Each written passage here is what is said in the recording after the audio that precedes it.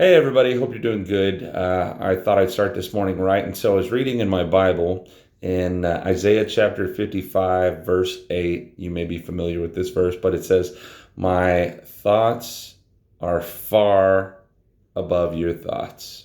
And the NLT, it actually phrases it a little different. It says, "My thoughts are nothing like your thoughts, and my ways are far beyond anything you could imagine." And I was thinking about that this morning, and thinking about different things that I'm concerned with in my life, things that I'm that I think about often. And I was thinking about how God calls us to trust Him. He's been calling me just to take it easy and trust Him. But I have a rough time trusting in God when I think about stories like Job.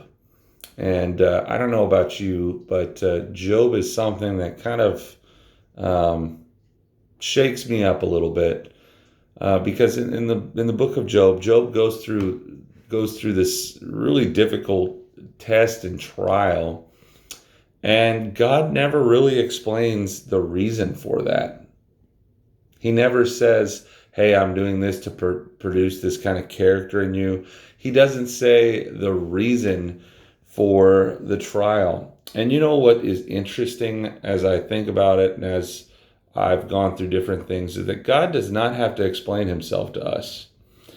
He is so far beyond us, and it's kind of like me with my children. I don't have to explain every action for them to understand why I want them to do something or I don't want them to do something.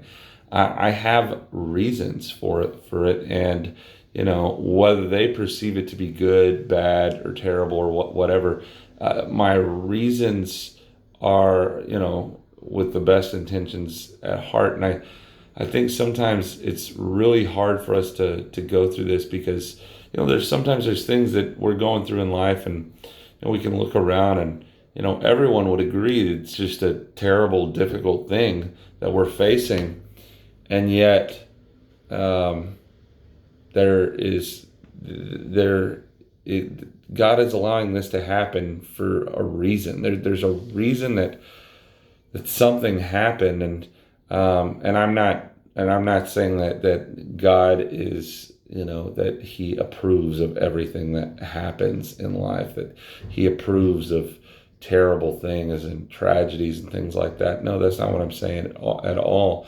But I think it's easy to step back and to say, "God, why did you let this happen?"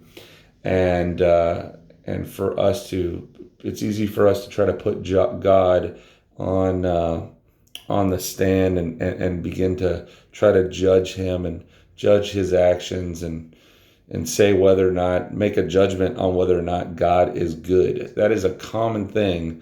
I know that I have a tendency to try to do, and that a lot of people do, is to get upset at a certain situation, and then say, "God, why would you allow this to happen? Why, if you are good, why is this happening?"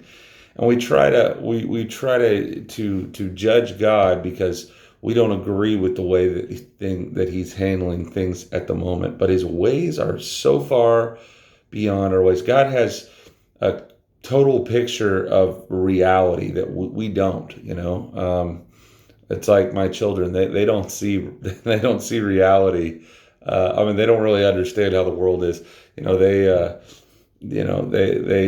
don't understand the value of things, and but it's because they're young. It's because they're tiny and they're still growing, and there's a lot that they don't understand. But I don't hold that against them. I do ask them to trust me, and that's what God asks of us. He asks us to trust Him, to lay our burdens at His feet, and to understand that He is good even when we don't understand, even when we're looking at this situation that we're going through that's painful, that's difficult, and saying, what possibly good could come of this? And I know those situations are there. I've been in them, and I know people that I love and respect have gone through those circumstances, and You're just like, God, why is this happening? Why, why don't you do something? And think about David. How long will you wait, oh Lord? What is the deal here? And sometimes, we have to understand that the answers are not really the answer. The reason for what is happening is not really what we need. What we need is to just rest in the fact that God is good, number one, and number two, that He loves us, that He loves you and He loves me, and He wants what's best for us. He wants to do amazing things in our life. And so if we just trust Him and learn that, man, I don't understand what's going on, right now, but I know that you love me. And think about Job and everything that he went through, and then the things that, he said to God, he just basically, letting out frustrations. And, the Lord doesn't rebuke him for just being upset. God doesn't rebuke us for being upset and angry what we're going through, but He does want us to trust Him. He does want us to come back to that fact that we can trust Him, that we really can depend on Him. So I hope that you take this and depend upon God today, and just learn to rest in His peace and His promises that He has for you. And no matter what you're facing, God is good. So I'll talk to you later. Have a wonderful day. Bye.